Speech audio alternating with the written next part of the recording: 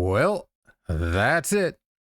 Terunofuji retired after dropping out of the January 2025 tournament in Tokyo. Getting through this would have been a marker of sufficient health for him to continue, at least if nobody were to make Yokozuna and give him an even better reason to step away.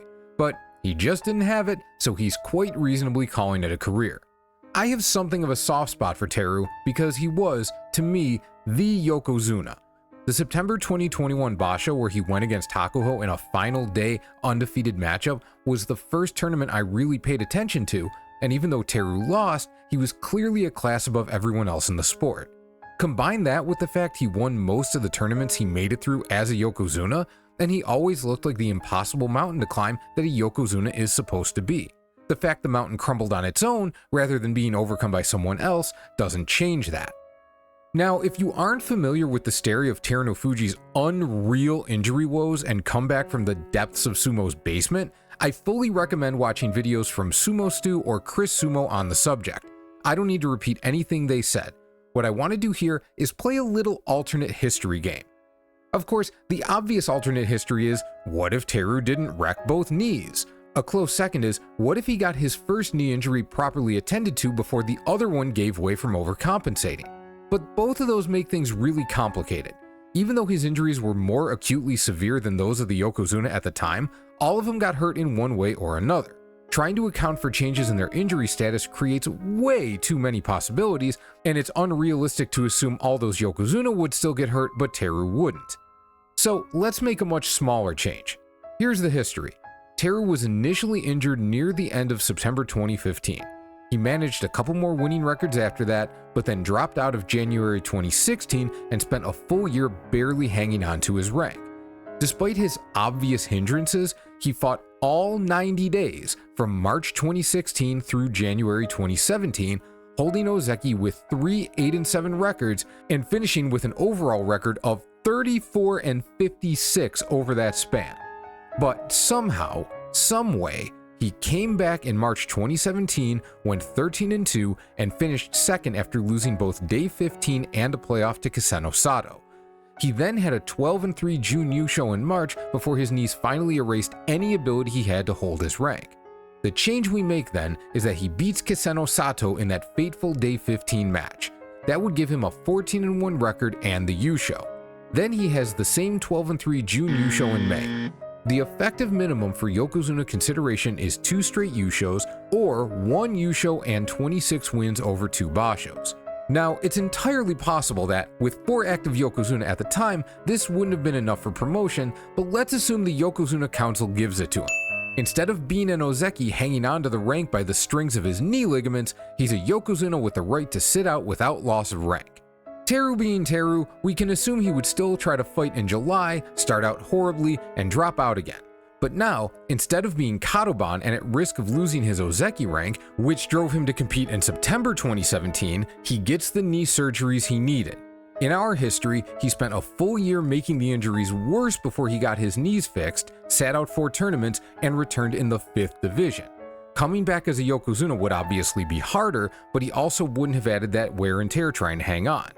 Let's assume it takes an extra 2 months for him to be ready in this alternate timeline, and the severity of the injuries leads the Yokozuna Council to give him that grace. And he returns as the Teru we saw post-injury, only now he's fighting as a Yokozuna at the end of 2018 instead of the end of 2021. That's 18 extra tournaments as a Yokozuna and 12 more simply being in the top division. More importantly, it's a time where Terunofuji is gone, Kiseno Sato is about to retire as well, and Kakuryu and Hakuho's injuries are really starting to eat away at their effectiveness. This means that, even though Teru's road to championships would be harder, he wouldn't have to plow through a bunch of healthy Yokozuna. So how much more hardware could he have added to his haul? Well, from the time of his return to Makuuchi in July 2020, he made it through a full Basho 14 times. That included 9 Yushos and 4 June Yushos. Only once did he not finish either first or second.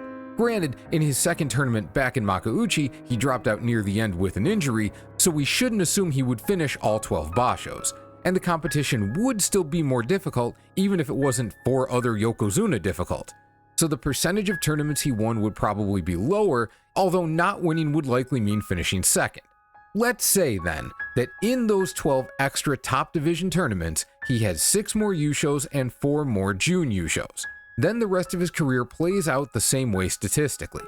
Add in the Yusho that earned him the Yokozuna title in this alternate history, and that's 17 titles with 11 runner-ups. How does that change his place in sumo history? The main gauge of greatness, of course, is championships. With his current 10, Teru is tied for 10th in the 6 Basho era with a bunch of guys. It's harder to find information on Jun Yusho, but 11 of those would put him about in the middle of all Yokozuna in the modern era. Another marker of greatness is longevity. Making Yokozuna at the end of 2018 and lasting until now would give him a run of almost 8 years. Hakuho, the GOAT, spent 14 years at the top and won 45 titles, 42 with the rope. Terunofuji and Taiho, the pre-Hakuho GOATs, held the rank for 10 years and won over 30 titles each, including 29 as Yokozuna. So alternate Terunofuji wouldn't be remarkable in this respect, but it couldn't be held against him either. Where Teru comes closer to the top in this timeline is inefficiency. Hakuho and Taiho each won half the tournaments that occurred while they were Yokozuna, even accounting for injury absences. Terunofuji was close to half, and Asashoryu actually beat them all at 54.8%. In this alternate reality, Teru would have spent 46 tournaments as a Yokozuna and won 15, which is close to 1/3.